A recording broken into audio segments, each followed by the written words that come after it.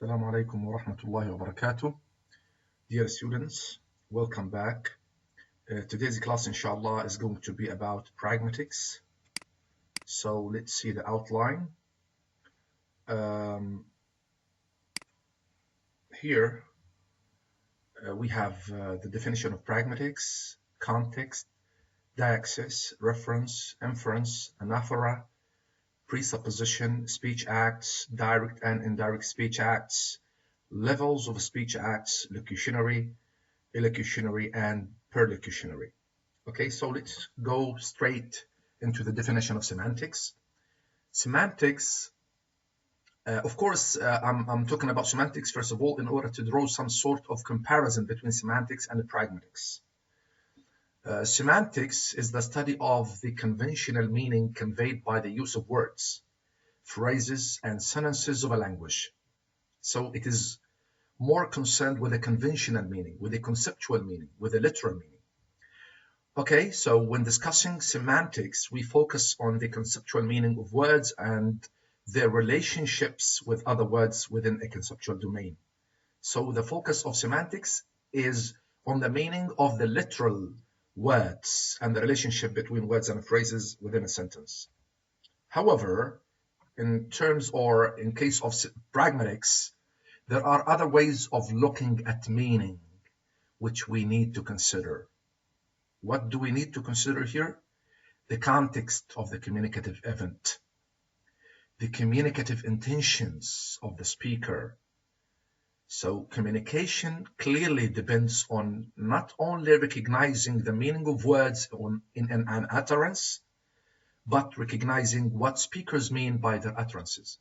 So here the idea is that we focus on what the speakers mean, or what are the speakers of, or the intentions of the speakers.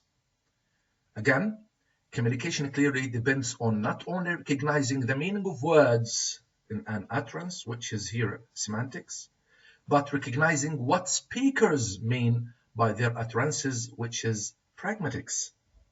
So the study of what speakers mean is called pragmatics. Again, the study of what speakers mean is called pragmatics. In short, pragmatics is a subfield of linguistics which studies how people use language within a context and why they use language in a particular ways or in a particular way. Okay? So again, pragmatics is a subfield of linguistics which studies how people use language within a context and why they use language in particular ways. Pragmatics definition: the study of contextual meaning communicated by a speaker or writer and interpreted by a listener or a reader. Because alone here, if we talk about just the contextual meaning, we are talking about semantics. But the study of contextual meaning communicated by a speaker or writer and interpreted by a listener or a reader is pragmatics. This is the definition of Giorgio. Pragmatics is a systematic way of explaining language use in context. Again, it is a systematic way of explaining language use in context. Why? To explain meanings which cannot be found in basic sense of words or structures. Where or why? To explain meanings which cannot be found in the basic sense of words or structures. Good. Next, also we have another definition for pragmatics. Pragmatics is the study of how to do things with words, or perhaps how people do things with words. Pragmatics is concerned with utterances rather than sentences. So is there any difference between sentences and utterances? Let's see. So it says here pragmatics is concerned with utterances rather than sentences. Sentence is an abstract unit of language system. An utterance, okay, it says here units of language in use. So we have some sort of difference actually between a sentence and an utterance. Sentence meaning What does X mean? X here stands for language, or I mean language excerpt, or you can say a piece of language. So what does X mean? Utterance meaning, what do you mean by X? What do you mean by X? So it is more focusing on the intention of the speaker, what the speaker means. Okay, what do you mean by X? Okay, my bag is heavy. This is a sentence. But what do you mean by my bag is heavy? Please help me to lift the bag. This is an utterance. So a sentence is more concerned with the abstract system of language. However, an utterance is more concerned with the language, or the specific piece of language, or a specific piece of language in use. So it is more concerned with language in use. Please help me to lift the bag. This is an utterance. Okay, let's have more examples. Crack the window. If somebody says to you, for example, crack the window, he doesn't mean, or he doesn't ask you to break the window. No, open it ajar, for example. Crack the window. The speaker would like you to open the window a crack or ajar, or just a little. Okay? In Arabic, we say خد الباب معك. It doesn't mean that you just, okay, take the door with you, okay, hold it and go away. No, the speaker would like you to close the door. Good, this is خد الباب معك. Give me a hand, it means help me, not give me a hand by the contextual meaning or the contextual sense of the word, okay? Give me a hand. It means, or the speaker would like you to help him, okay? Other examples. What does this mean? Let's have a look here. The kids and baby sale online and in stores. Does it mean that they are selling babies? No. No, of course no. The kids and baby sale online and in stores. No. There should be another word here which is omitted. The meaning is the kids and baby clothes sale online and in stores. So examples. We understand the message, although the word clothes is not there. Good. More on the pragmatics. Pragmatics is a study of the invisible meaning. Why is it invisible? Because it is in the intention, or it is the intention of the speaker. Okay, how do we know the intention of the speaker? We depend on the context, on the atmosphere, okay? Many things can be taken into consideration once the listener would like, for example, to understand the meaning or the intention of the speaker. What is meant when it is not even said or written? Okay, so pragmatics is the study of the invisible meaning. Why is it invisible? Because it is not stated or clearly stated. It is often the intention of the speaker. So again, it is meant. What is meant when it is not even said or written? What is meant when it is not even said or written? Yes, exactly. It is not sometimes written or said. Good. To do this, speakers depend on shared assumptions and expectations.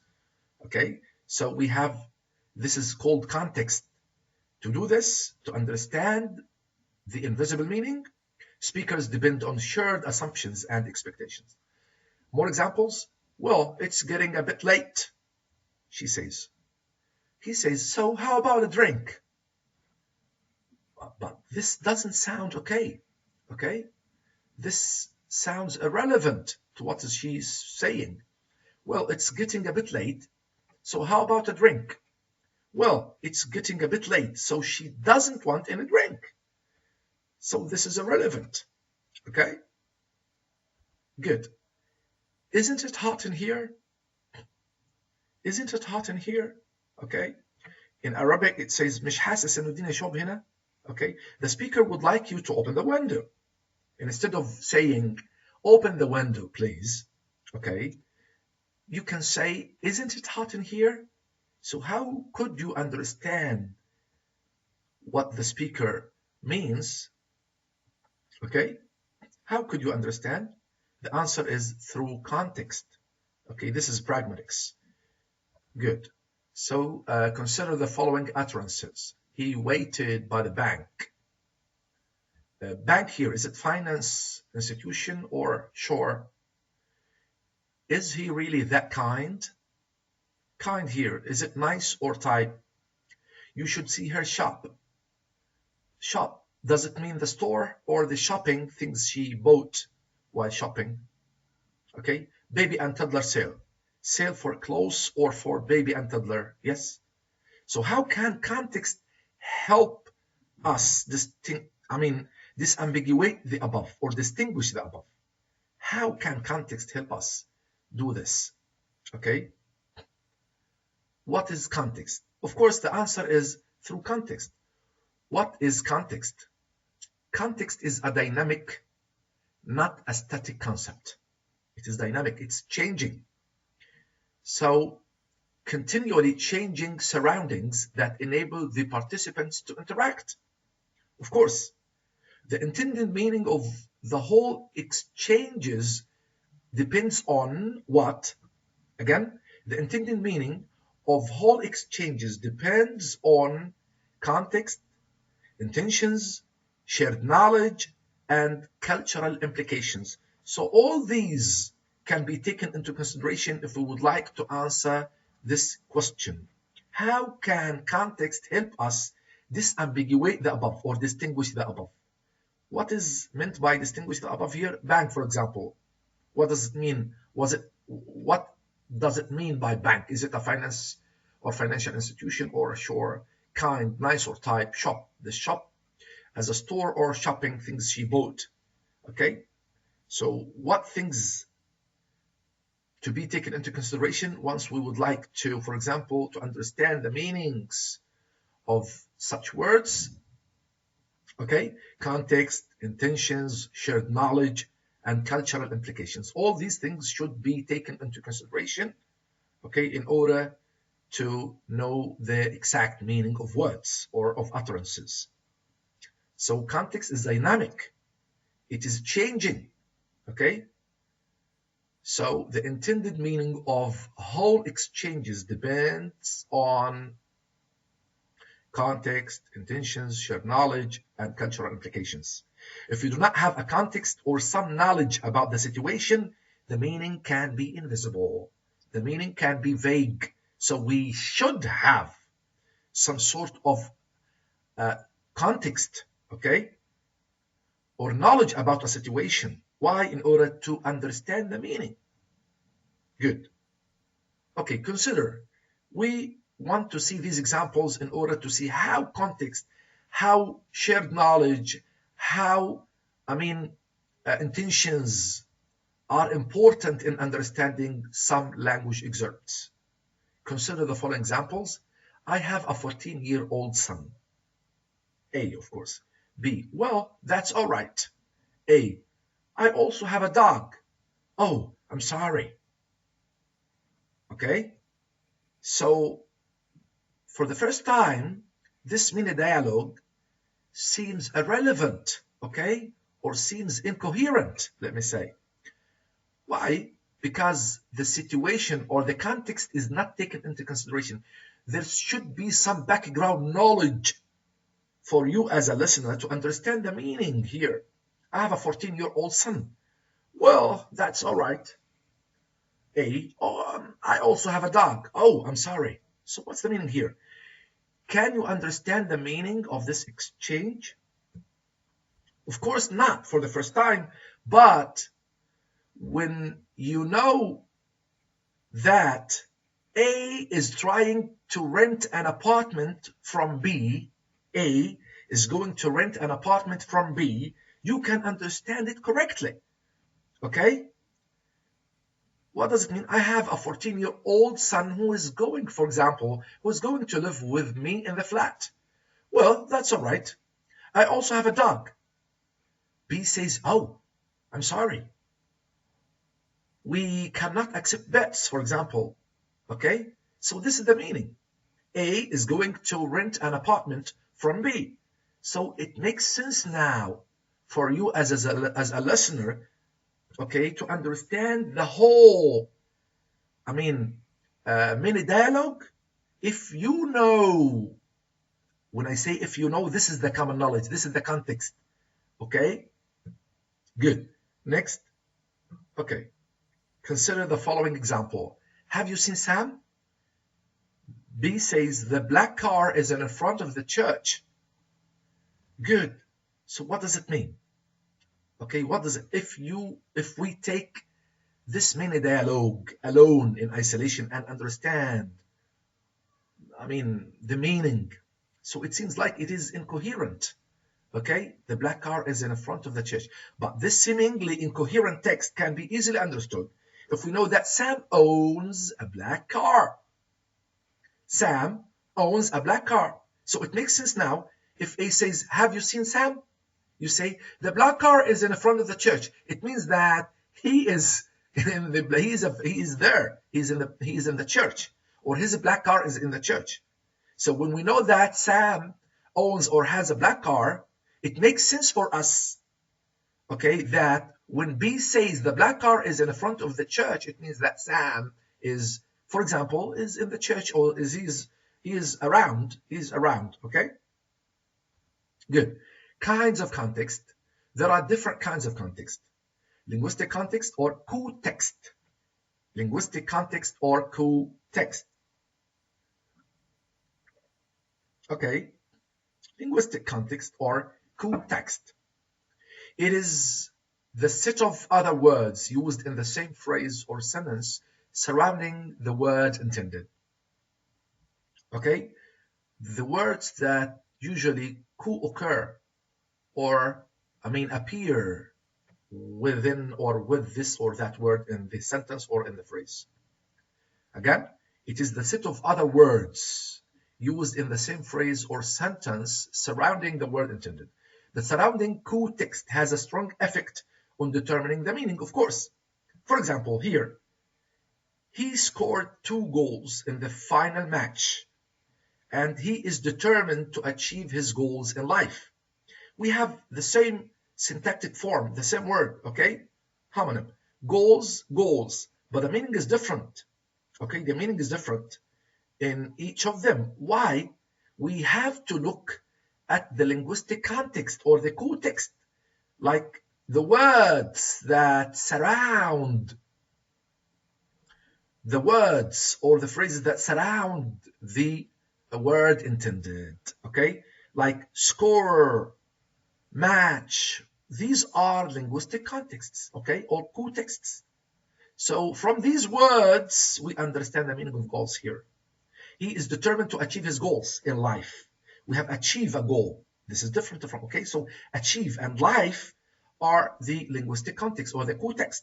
So it is the set of other words used in the same phrase or sentence surrounding the word intended, or the surrounding co-text has a, of course, this is enough, yes.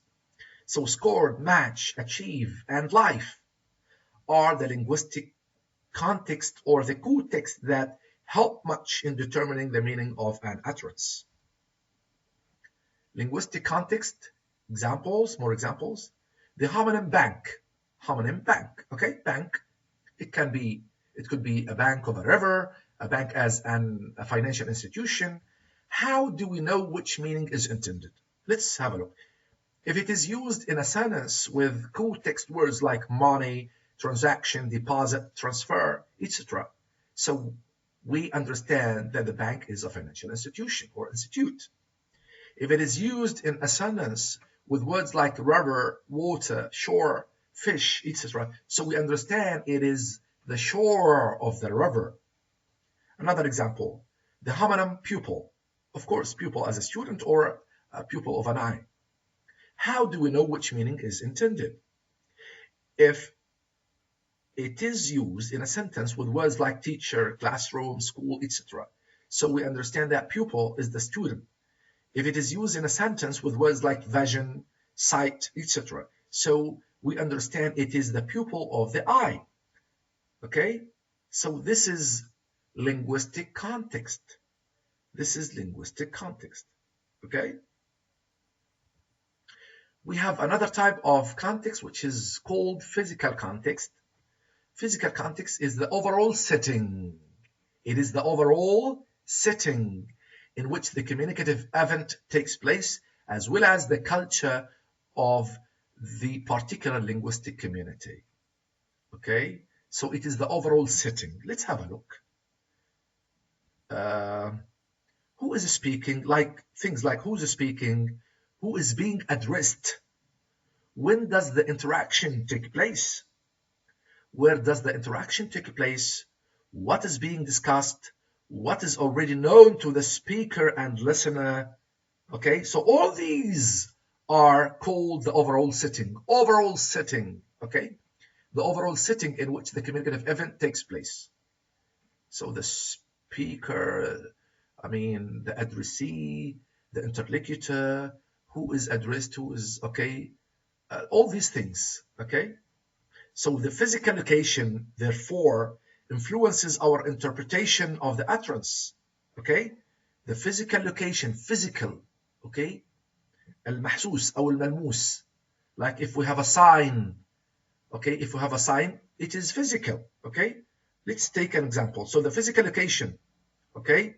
And that's why here it says the overall setting, okay? The overall setting, like who is speaking, who is being addressed. من المخاطب. When does the interaction take place, and where does the interaction take place? In the bank, so physical, okay, physical. So the physical location therefore influences our interpretation of the utterance. Like, take this example. If you see a sign like this near school, slow down, pupils crossing the street. So this is physical because you have a sign. You have a sign saying, slow down, pupils crossing the street. Okay?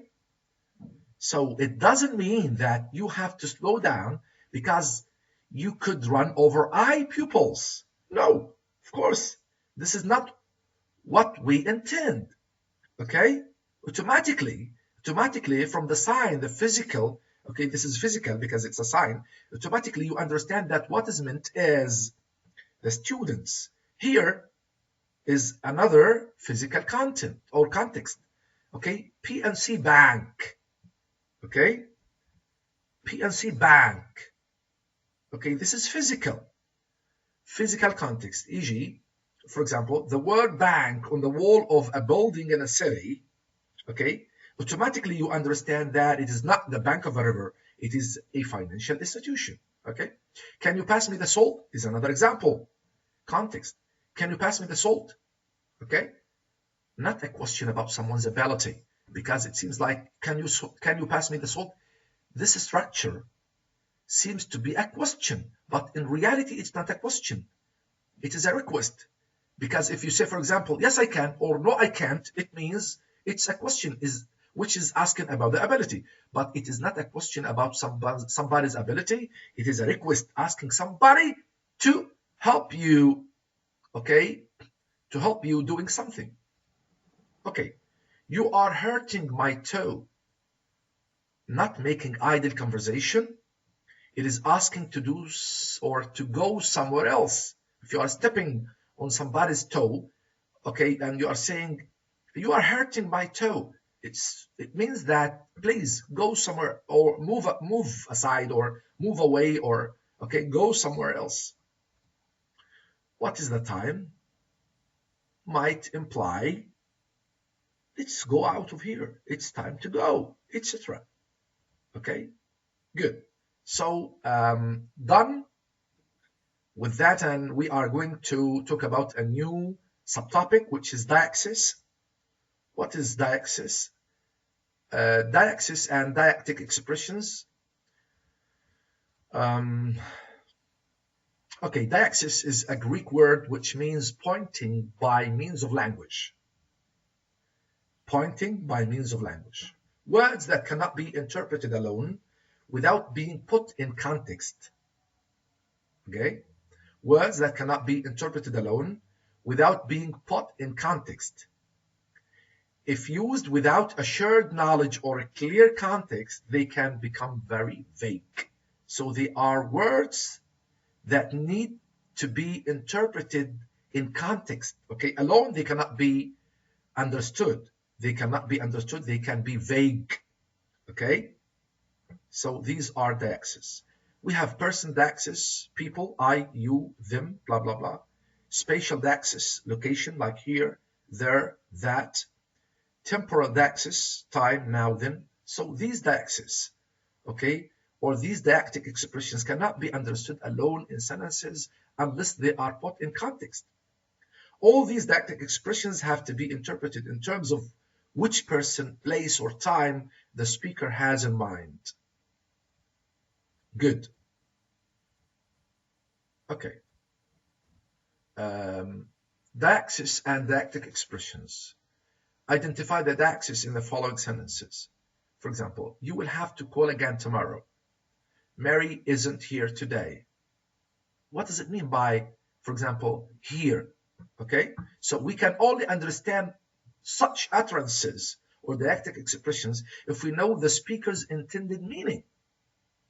That's to say, in order to be interpreted correctly, okay, these deictic expressions, okay, or the meaning of these deictic expressions have to be shared by the speaker and the listener in the context, okay?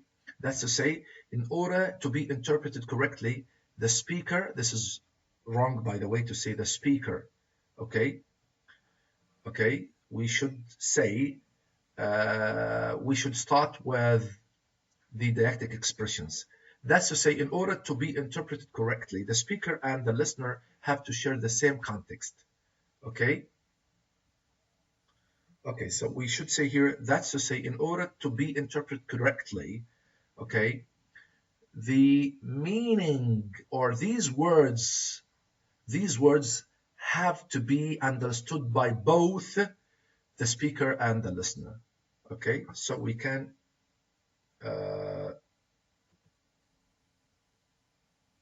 okay, let's go here. That's to say, in order, if we want to interpret them, we can say that's to say, if, for example, if we want to interpret, if we want to interpret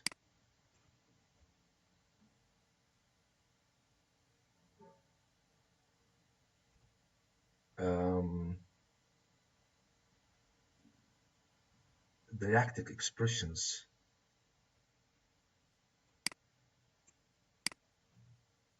okay, if we want to interpret deictic expressions correctly, the speaker and the listener have to share the same context, okay? Or we have to share, okay, the speaker and the listener have to share the same context. Good, not bad, much better than before. Okay, so this is done, so far so good. Okay, good. Let's move on. Good. The speaker and the listener have to share the same context. Of course. Identify the deixis in the following sentences. Okay, words. We have types of deixis actually. We have person deixis, words used to point to people like I, you, we, she, he, it. Some personal pronouns can point not only to an addressee, but also to her, his social status with respect to the speaker. Social deixis like Your Excellency, Your Majesty, Your Highness, Sir. So all these are called social deixis. Social deixis, okay? Good. Spatial deixis, words used to point to a location, like here, there, this, that. Okay, and we have to note here that this and that are both space and time deictic expressions. Okay, or deictics. Okay, this okay, and that you can say on that table, so location, in that time, so time, okay, so this and that are both space and time deictic expression. Examples, okay, this book is mine, I left it on that table, okay, location. Professor Jones is here, okay, your suitcases or your suitcase is over there by the sofa, there, place, location, good. Temporal Deixis, time, used or words used to point to a time. Now, then, this, that week, last, next week, okay, last week, next week, this, that week, okay? So this is time, this and that for time, temporal. Example, she's wearing or she's writing a letter right now. She will come on Monday and I'll see her then, okay? I'll see him this week. Where were you last month? So all these are deictic expressions that cannot be understood unless, okay, they are shared by the listener and the speaker. Okay, let's go to reference and inference. Reference and inference. Okay, a reference is an act by which a speaker uses language to enable the listener to identify something. Again, a reference is an act by which a speaker uses language to enable the listener to identify something. Okay, so a reference is an act by which a speaker uses language. So it is on the part of the speaker, okay? The speaker uses to enable the listener to identify something. An inference is additional information used by the listener, okay? So inference, you infer something understood, okay? Istintaj. Okay, so it is done on the part of the listener. An inference is additional information used by the listener to create a connection between what is said and what must be meant. Okay, George Joel says, words themselves do not refer to anything, people refer. What does he say? He says words themselves do not refer to anything. So who refers? People refer. So let's understand this saying. Okay, so we have a mini dialogue between A and B. A says, where is Chomsky? Okay, so the reference here is Chomsky. Said by whom? Said by the speaker. Okay, where is Chomsky? So the reference is Chomsky. B, it's on the shelf. So the listener, okay, here says it's on the shelf. What is the inference? What does he infer? Okay, an inference is the book, not a person. Okay, it is not stated, it is not written, but what does speaker B understands or infer? Okay, what does he infer? He knows that A means a book, not a Chomsky as that very famous linguist. Okay, okay, so we have a reference, okay, and inference. Reference used by the speaker and inference, okay, by the listener. Okay, so here the word Chomsky usually refers to a person, but the speaker refers to Chomsky as a book. So people refer, not words. So here, okay, when we say people refer, not words, okay, again, words themselves do not refer to anything, people refer. So here, this or speaker A refers to book, okay? Words do not refer to anything. He refers to a book, and B understands the reference, okay? And that's why we say, well, people, okay? People refer, not words. Good. So here the word Chomsky usually refers to a person because it's a word. It usually refers to a person. But the speaker refers to Chomsky, of course. So people refer as a book. So people refer, not words. Both is because, of course, this mini dialogue is vague unless it is in a specific context. Okay? unless it is in a specific context. What is the context? Both speakers are in the library. So context determines the meaning. Context, if they are together walking down the street and A says, where is Chomsky?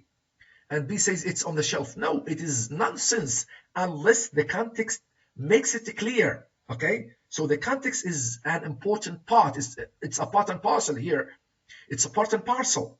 Okay, it's a part and parcel. So unless we have a context, the meaning is vague. Okay, both speakers are in the library. Good. Next, we should know that the speaker is the one who makes a reference, of course, to convey his intention about something, while the listener is the one who makes an inference to recognize the intention of the speaker. Okay, so who makes the reference is the speaker. Who makes the inference is the listener. Okay, good. This is very important. A successful act of reference depends more on the listener's ability to recognize what we mean than on the listener's dictionary or dictionary's knowledge of the word we use. Good, very good. Again, a successful act of reference depends on the listener's ability to recognize what we mean than on the listener's dictionary's knowledge of the word we use. So it depends on the listener's understanding. Okay, on the listener's understanding, not on the listener's dictionary or dictionary's knowledge about the word or the phrase. Good. We can use names associated with things to refer to people. References. This is concerning to reference. We can use names associated with things to refer to people. Where is the Caesar salad sitting? Where is the Caesar salad sitting? Okay, names as Caesar associated with things. Salad sitting. Okay, he's sitting by the door. Okay, Caesar salad sitting. So a waiter says to another waiter at the restaurant. Okay, it means وين اللي طلب سلطة قيصر. Okay. Okay, where is the one who orders or who ordered? Where is the one who ordered Caesar salad? Okay. Okay, where is the Caesar salad sitting? He's sitting by the door. So this is nonsense, or this is useless unless it is used in a specific context. Where is the context? Both speakers are in a restaurant, or both are waiters. A waiter says to another waiter at the restaurant. Okay, Caesar salad. Okay. So names associated with things. Caesar salad. Okay, Caesar salad. To people. Caesar, a name. Salad, a thing. Okay. We can use names associated with people to refer to things. Names associated with people to refer to things. Like Jennifer is wearing Calvin Klein. Okay. Jennifer is wearing Calvin Klein. Jennifer is wearing Calvin Klein. Calvin Klein, it's what? People, okay? Names of people to refer to things. But what is it meant by? Okay? What is it meant by? Okay, a thing. Calvin Klein, it's fashion, a brand. Okay, a brand. Good. Exercises, identify the references and inferences and explain their interpretations. Good. George wrote The Study of Language. Shakespeare wrote Hamlet. Have you seen my Shakespeare? Of course, Shakespeare book. Good. A new topic, okay, a new subtopic. Anaphora. Anaphora, the use of a linguistic unit, such as a pronoun, to refer back to another unit in a sentence. So anaphora, the use of a linguistic unit, such as a pronoun, to refer back to another unit in a sentence. Okay? The use of a word referring back to a word used earlier in a text or a conversation to avoid repetition. Good. This is very easy. Example, the use of her to refer to Mary in the sentence, Mary asked Edward to pass her the salt. Mary asked Edward to pass her the salt. So her refers back to Mary. This is anaphora, okay? Refers back to Mary. This is anaphora, okay? Why do we use anaphoras? In order to avoid repetition. This is easy. Example, if a man has a talent and can't use it, he is failed, okay? He's failed. If a man has a talent and can't use it, he's failed. It refers back to the talent, and he refers back to the man. So these are anaphoras. We usually make a distinction between introducing a new reference, a puppy, and referring back to them, the puppy or it. Let's have this example, okay? We saw a funny home video about a boy washing a puppy in a small bath. So a funny home video, a boy, a puppy, okay? Okay? So we are introducing a new reference here, new reference. But in the example coming, okay, we are going to refer back to them, like the puppy, the boy, okay? Okay, the puppy started struggling and shaking, and the boy got really wet. When he let it go, it jumped out of the bath and ran away. Good. In this type of referential relationship, the second subsequent referring expression is an example of anaphora, which means referring back. The puppy, it, the boy, he. So this is, I think this is very easy. So we have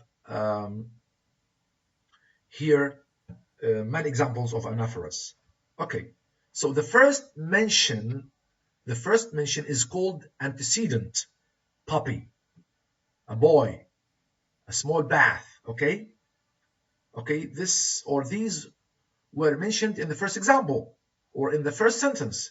In the second sentence, okay, we had anaphoras, a subsequent reference to an already introduced entity, okay, which is anaphoras. Anaphora, a subsequent, comes after.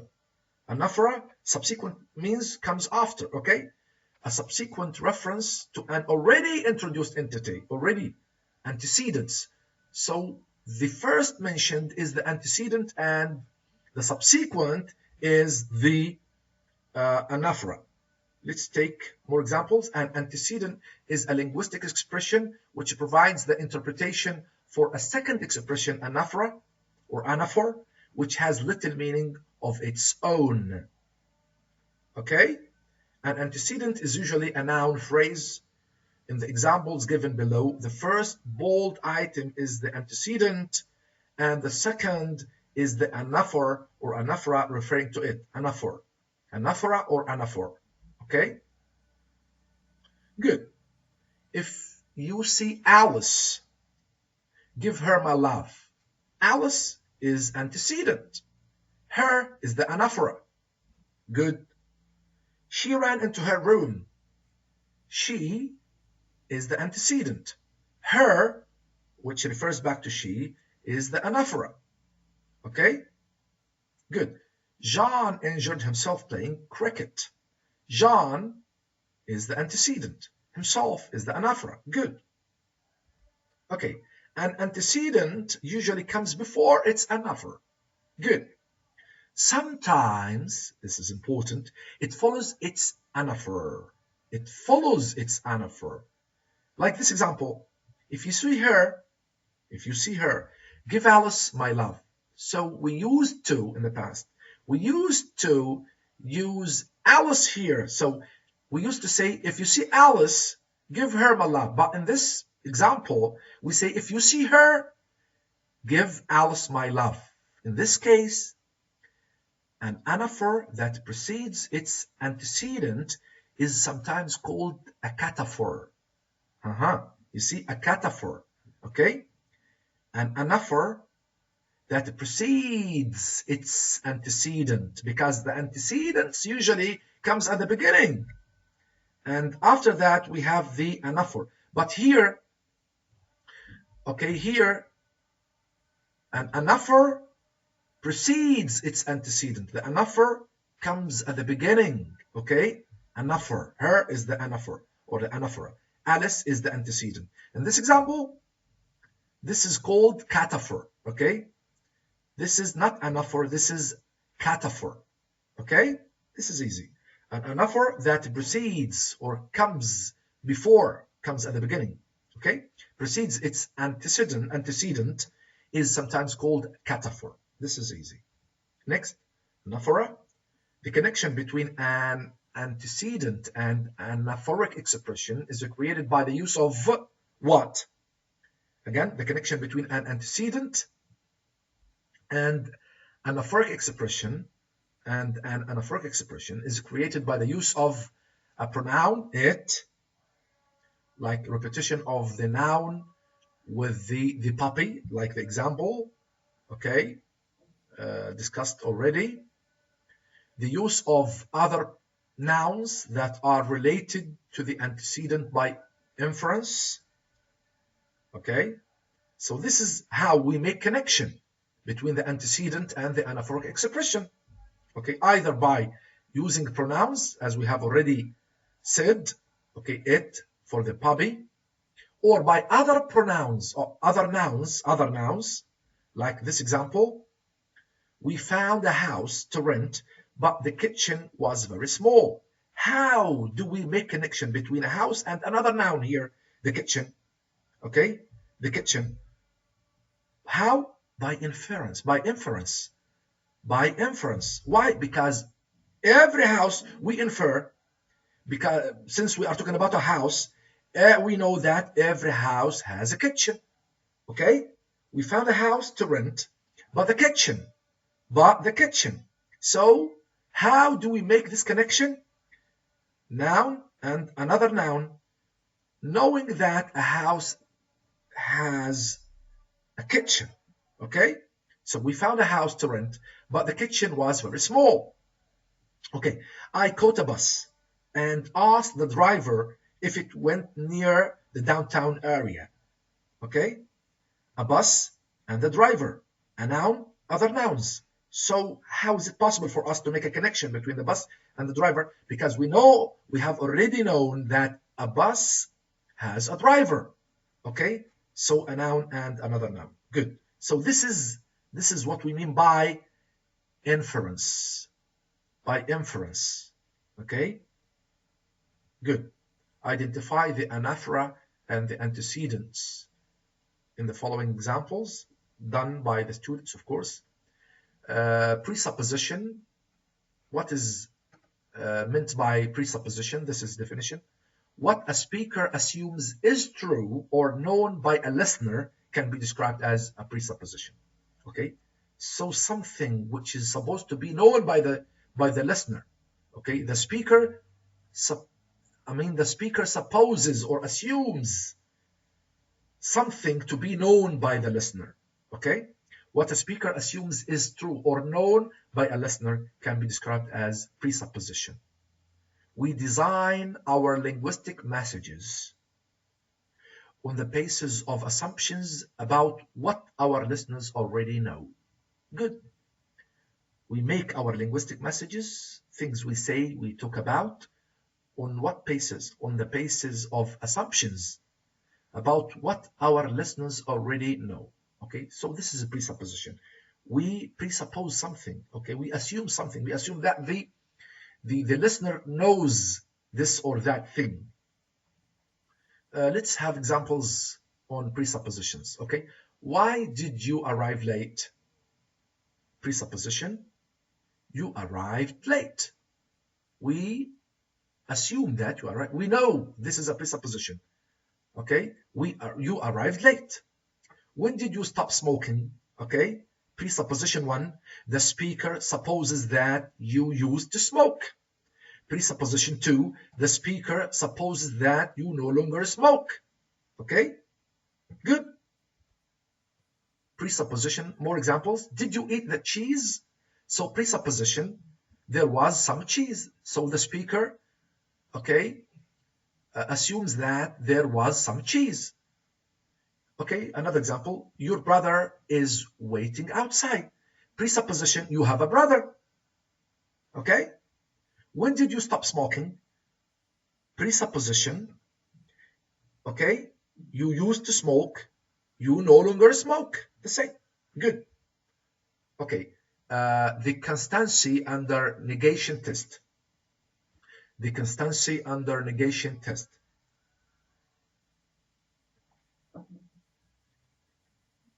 Okay, so a test for checking for the presuppositions underlying sentences. It involves negating a sentence with a presupposition and checking if the presupposition remains true. If it remains true, okay, so our presupposition is all right. Okay, constancy. Okay, constancy. دوام. استمرارية. Okay. Okay, we negate the sentence. We negate the sentence. So we check here. If it remains true, then it is all right. Let's have a look. Negation test. My car is old. My car isn't old. The underlying presupposition, I have a car. It remains true, although the two sentences have opposite meanings. So this is constancy under negation. Okay, it stays the same even if we negate it. Okay, your dog is lovely. Your dog is not lovely. Whether we say your dog is lovely or your dog is not lovely, so this is under negation. Okay, the presupposition is you have a dog. So the presupposition stays or remains the same. Good. John doesn't regret having failed the exams, and John regrets having failed the exams. The presupposition, John failed the exams. Okay, the same. So the presupposition remains the same in case of being negated and in case of not being negated. Okay, the constancy under negation test examples: you didn't eat the cheese, so there was some cheese. I don't know why she baked a cake. Okay, she baked a cake. My new bed is or isn't comfortable. I have a bed. Good. More exercises. What is the presupposition in the following utterances? The King of France is bald. Where did he find the money? We regret buying the car. Your watch isn't working. Okay? You do them on your own. Summary. Okay? Pragmatics, the study of how people interact with using language or when using language. Linguistic context or co-text, the set of other words used in the same phrase or sentence. Physical context, the setting of the utterance. Deictic expressions, some common words which cannot be interpreted at all if we do not know the context. Presupposition and assumption, inference created by the use of particular linguistic expressions. Good. So let's move to a new subtopic, which is speech acts. Here in the speech acts, we are going to shed light on speech acts, direct and indirect speech acts, and levels of acts or levels of speech acts. Okay, what is a speech act? We can use language to do things. We can use language to do things. When we use language to do things, we are performing a speech act. For example, when I ask somebody to stand up, there is an action done by the listener or by him or her. Okay, so it's not language. We don't use language just for the sake of using language. So when we use language, we do things, we perform actions. The use of language to do things or to perform a certain act. This is another definition. The use of language to do things or to perform a certain act. Kinds of speech acts. Okay, so just before going straight, I'd like to say it again here.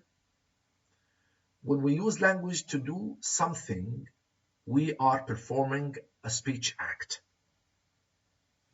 The definition: the use of language to do things or to perform a certain act.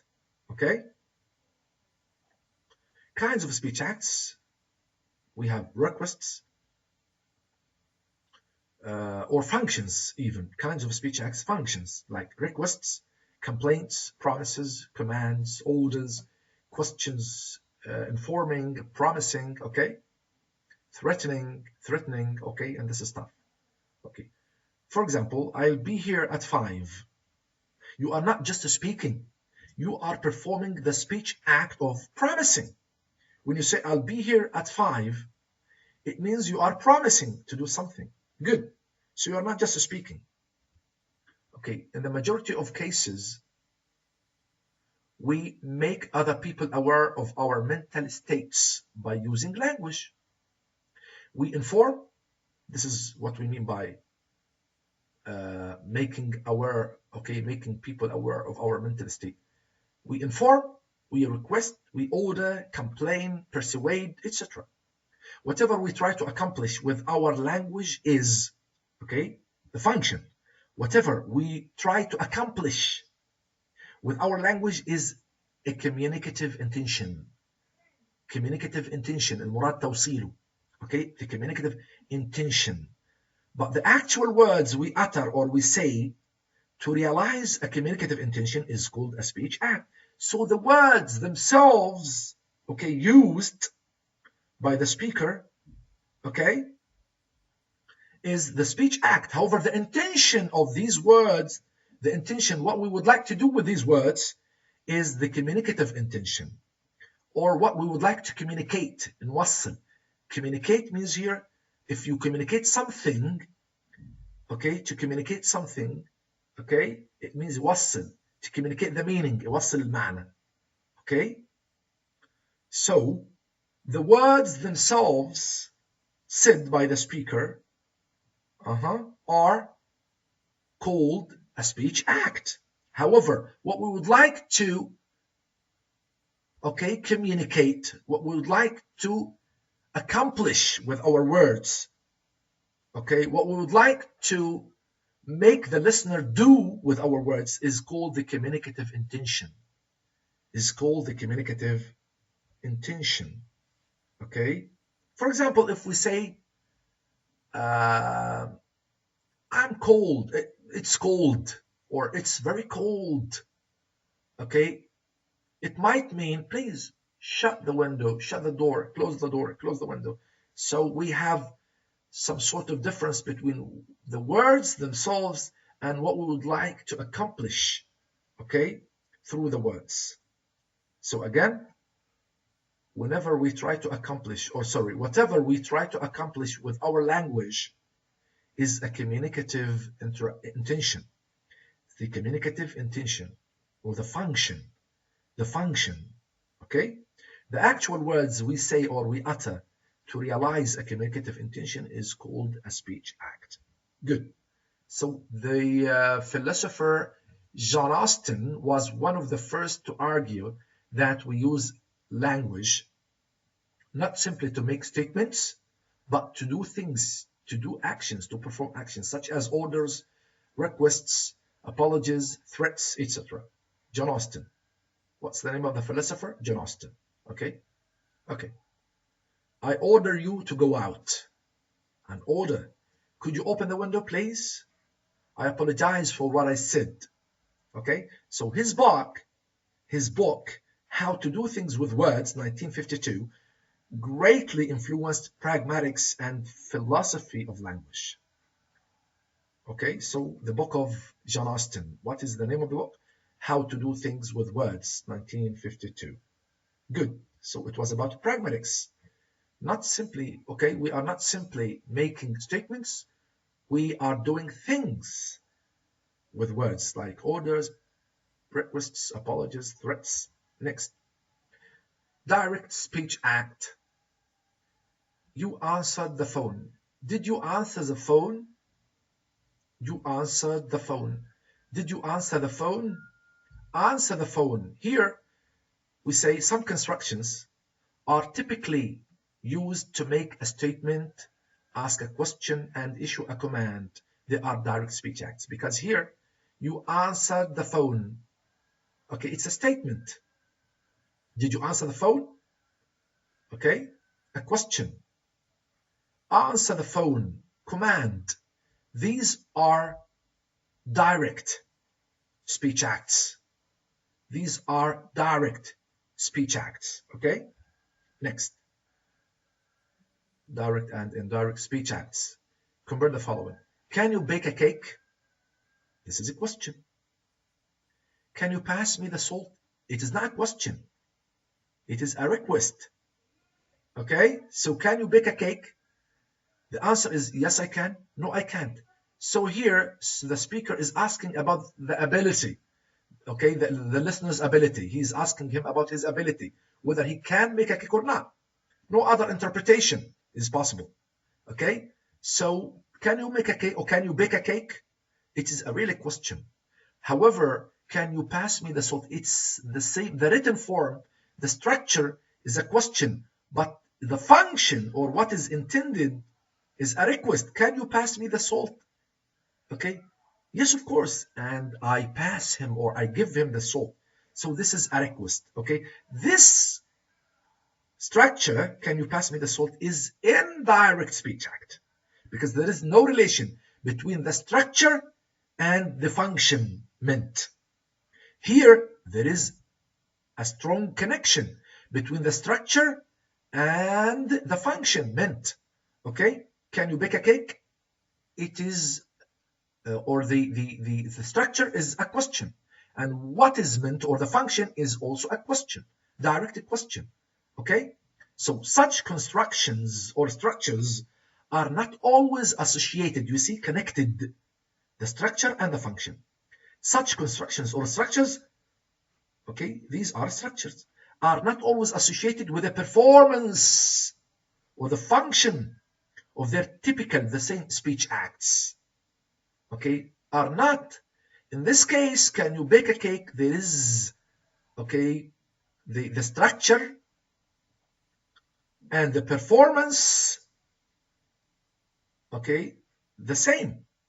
However, here, it is not the same. Okay, more examples of this. When we employ a construction, interrogative, imperative, declarative, the three we have just mentioned, interrogative, imperative, declarative statement, imperative amr, interrogative question, to perform a typical or the same speech act. The same speech act. For example, statement, question, request, we have a direct speech act. We have a direct speech act. When the construction is used with a different elocutionary force or function than the typical one, then we have an indirect speech act. Okay? So let's move to see more examples. We usually use certain syntactic structures with the functions listed beside them in the table. Let's have and see if there is a relationship between the syntactic structure, the structure, and the communicative function, and the function. If we have a relationship, the same, if the structure and the communicative function intended is the same, okay, then the speech act is called a direct speech act. If it is not the same, it is called indirect speech act. Let's have a look. Okay, did you eat the pizza? This is direct question. This is interrogative, istifham. What is meant? What is the function? It's a question. It's a question. So here, this is called direct speech act. Eat the pizza, please. This is imperative, amr. Okay, so it's command. The communicative function, the function that the speaker wants is a command, a request. Okay, a command. So communicative function, a command. Eat the pizza. Okay, it's a command. Okay, so direct. You ate the pizza. Declarative. A statement. A statement. Okay, so when an interrogative structure such as, here we are talking about interrogative. When an interrogative structure such as did you, are you, or are they, can we, for example, is used with a function of a question, it's a question, interrogative, and is used with a function of a question, the same. It is described as a direct speech act because sometimes it is not used with a function of a question, like, can you pass me the salt? Can you pass me the salt? Can you pass me the salt? Okay, so it is interrogative structure. Can you pass me the salt is an interrogative structure, but it is not used with a function of a question, because if it is used with a function of a question, the answer is yes I can, no I can't. But can you pass me the salt is an interrogative structure, but it is not used with a function of a question. It is used with a function of a request. So you just pass him the salt or pass her the salt. Okay, for example, when we don't know something, okay, we are talking about did you, are they, can we, these three structures. If these structures or interrogative structures are used with a function of a question, so they are direct speech acts. For example, when we don't know something and we ask somebody or someone to provide the information, it's a real question. We usually produce a direct speech act. Can you drive a car? So he's asking about the ability. Yes or no? Here we ask about the ability. Of course, direct and indirect speech acts. Can you pass the salt? Has the same syntactic structure as can you ride the bicycle? But does it have the same function that can you ride the bicycle has? Of course, no. The answer is not. Can you pass the salt? Okay, and can you ride the bicycle have the same syntactic structure, the same form, but they do not have the same function. They do not have the same function. Okay? Why? Because can you ride the bicycle, okay, asks about somebody's abilities. However, it's a really question. You don't know something and you are asking about it. Okay, you are asking about information. But this one, can you pass the salt, is just a request. It's not a question. Okay? Okay, so no, the answer is no. It is a request, not a question. So it is indirect speech act. So when there is a direct relationship or correspondence between the structure and the communicative function, structure and communicative function of an utterance, we have a direct speech act. Again, when there is a direct relationship or correspondence between the structure and the communicative function of an utterance, we have a direct speech act. It's called today direct declaration. تصريح مباشر. I order you to leave now. Direct order. I warn you not to play with knives. Direct warning. Good. Okay. Here is a different example. You left the door open. You left the door open. What structure? Declarative or statement. What function? Request. How? How is it a request? You left the door open for someone who has just come in and it's really cold outside, means close the door. So it is command, it's a request, but without using an imperative structure. So instead of you left the door open, you can say, okay, close the door, close the door. Okay, so but you put it in a declarative structure, in a statement. Why? Because it is more polite sometimes. Okay, so you left the door open is a statement, it's a declarative. But what you mean by it for somebody who has just come in from outside and it is very cold outside, you mean, hey, you left the door open. It means shut the door, close the door. Okay? So here we have a declarative structure. We have a statement. But what is the function? It is a request. So here, this is indirect. Indirect. You left the door open. Okay? You left the door open. But taking into consideration the context. The context is very important, of course. You left the door open. It means shut the door, close the door. Okay, so could you open that door for me? Function, request, not question. Okay, could you open that door for me? It's a request, of course, and that's why the function is a request, not a question. So why do we use the indirect speech acts, for example, indirect speech acts? Okay, it is more polite than open that door for me. More polite, more polite. Okay, levels of speech acts. Levels of speech acts. There are 3 different types of acts caused by an utterance of a sentence. Okay, there are 3 different types of acts used or caused by an utterance of a sentence. We have locutionary, illocutionary, and perlocutionary. Again, we have locutionary act, we have illocutionary act, and we have perlocutionary act. Let's have a look.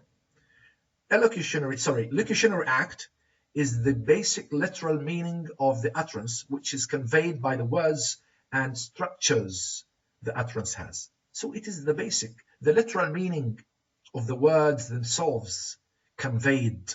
Okay, it is the basic literal meaning of the utterance. So it is the meaning of the words themselves in a sentence.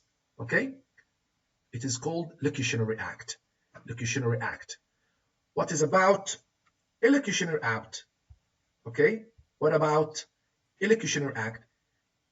Okay, it is using an utterance to perform a function. So it is the function you as a speaker want the listener to understand. Okay, like for example, request, threat. You would like to threaten somebody, to apologize for somebody, to invite somebody. Okay, so this is called illocutionary act. It is using an utterance to perform a function. For example, shoot the snake may be intended as an order to do something. Okay, it is not just shoot to shoot in reality, to shoot in reality. Okay, may be taken as an order to do something. So it is meant, okay, the function. We mean the function. Okay, they can be statements, questions, commands, locutionary acts, of course, invitations, threats, requests, apologies, etc. It's possible, for instance, to use a sentence that has the structure of a statement for the purpose of warning. Okay, a sentence with the structure of a statement for the purpose of warning. Like what? Like, for example, e.g., you will lose all your deposits. You will lose all your deposits. This is said from a financial advisor to a client. If you know that this sentence is said from a financial advisor to a client, you understand that this is a warning. You will lose all your deposits. It means this is a warning. So this is the function. This is the function. If he's warning him, so this is the function. This is called illocutionary act. Illocutionary act. What is the illocutionary act from you will lose all your deposit? Warning. Warning. Okay. But if we mean it, you will lose all your deposit. If we just understand the literal words of an utterance, this is the locutionary act. Okay. But what about perlocutionary act? It's the effect of the speaker's utterance on the behavior of the learner. Okay. Again, it's the effects or the results of the speaker's utterance on the behavior of the hearer. For example, the hearer may respond to a question of the speaker in a specific way. So in this case, okay, we are talking about perlocutionary act. The result on the hearer, the result we see on the hearer performing something or doing something in a specific way according to the intention of, or to what the speaker says. Okay, so here we have come to the end of our class. Thank you very much for joining me. Until we meet again, inshallah. Bye bye.